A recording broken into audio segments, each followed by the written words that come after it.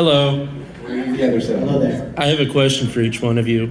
How much of an imitation were you doing of the person that you succeeded when you started doing the role? And I guess for Bradley, since the role hadn't been done before, where did you get your inspiration for the voice? This is an excellent question. That is. So, Tails was sort of a higher energy, faster version of the kid that I really was. It was me on high doses of sugar. I guess the Red Bull version of me now. But as far as the character itself, he was pretty well developed. They had a really good idea of who they wanted him to be and how they wanted him to behave. So the voice was just kind of a fast, kind of gravelly, kind of squeaky version of who I was then. I can still do the voice, kind of, but not really as well as I did when I was 11 years old. We're like 137 now. Almost, yeah. The blood keeps me younger.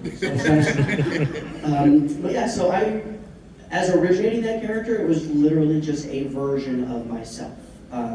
Anytime that I've created a character, it's like playing with an equalizer on a stereo. You can choose whether you want more bass or more treble or more energy or more intelligence. You know, whatever, you adjust your levels to create a character. It's still me, it's just a different version. I'm totally stealing that analogy. It's yours. That's great. Well, that's really great. Actually, I mean, it's a great question, and because for me, you know, most of us now, or at least quite a few of us, because the game's been around for so long, we're, you know, multiple actors deep into the characters. So when I came in, our director, Jack Fletcher, who we all just adore, actually, when Travis decided to leave, Jack was the one that brought me in and said, "Oh, we think you would be a good next step after Travis." And I've been friends with Travis for a long time. So I came in and basically listened to him and kind of imitated what he was doing. And so for the first two games that I was in, which were Team Sonic Racing and Mario Sonic Olympics 2020, they're much more kind of arcadey. There's not really a lot of character or story going on. It's a lot of jumping around and driving and doing stuff. So pretty heavily leaning on Travis's performance, because you got to keep the continuity of the character everybody knows. When it came to Frontiers, they told me up front, they said, this is going to be a different take on Knuckles. It's going to be more grounded, a little bit darker, a little grittier, more adult, with a lot more character development story, and which I loved about Frontiers. I think we all love that about Frontiers, how much story there was and how much character development. And even with the prologue, the animated prologue we did, I feel like we got to see a lot more of Knuckles' personality than we had seen for a long time, and really kind of develop it. And so that was the first point at which I kind of got to bring my own thing with their direction, obviously, but my own kind of spin on Knuckles. And from that point forward, they said, yeah, your version of Knuckles is now, that is Knuckles now.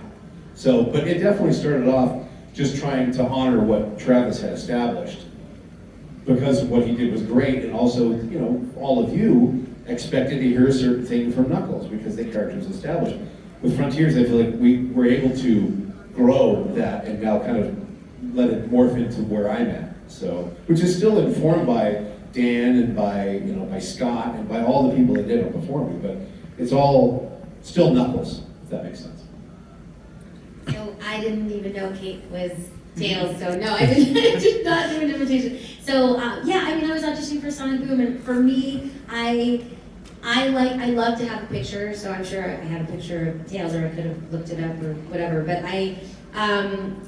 they give you a description, you know, and so I take those things that I'm given, and I'm a very visual person, so pictures work great for me, and I do love to have a description too. Like, it's good to know that, you know, he's a genius, he's an inventor, he's Sonic's best friend, he's all of these things that we know and love about Tails.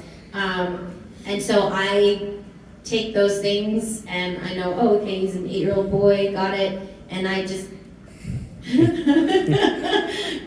I read the script and then I give them what my best version of that, what I think that is. And so then I got called back for it, and then I booked it. We did a game first, and then we started working on Sonic Boom. And I'm sure that he has evolved over time, because like my impressions of what my impression of Tails was, and what he already was, and what they brought to it, depending on whether it was a game or Sonic Boom or the movies.